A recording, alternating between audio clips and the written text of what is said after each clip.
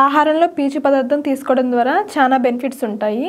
ముఖ్యంగా పీచు పదార్థం తీసుకోవడం ద్వారా వెయిట్ అనేది తగ్గడానికి చాలా బాగా హెల్ప్ చేస్తుంది. బాడీలో గ్లూకోజ్ లెవెల్స్ అనేవి తగ్గుతాయి. మూడోది అరుగుదల అనేది బాగా జరుగుతుంది. ఒక రోజుకి నార్మల్గా అడల్ట్స్లో 25 నుంచి 30 గ్రాముల వరకు పీచు పదార్థం అనేది తీసుకోవాలి. కానీ చాలామంది కంప్లైంట్ చేసేది, మేము పీచు పదార్థం తీసుకున్నప్పుడు మాకు పొట్ట ఉబ్బరంగా ఉంది, గ్యాస్ పట్టేసినట్టుంది అని చెప్తారు. పీచు పదార్థం తక్కువ తీసుకున్న వాళ్ళు ఒకేసారి తీసుకోకండి.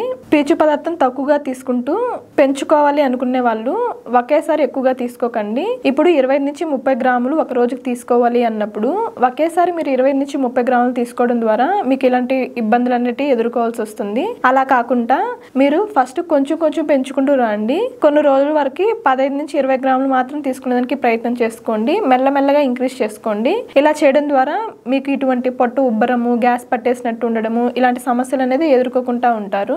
ఇలా ట్రై చేసుకోండి నెక్స్ట్ టైం. Thank you.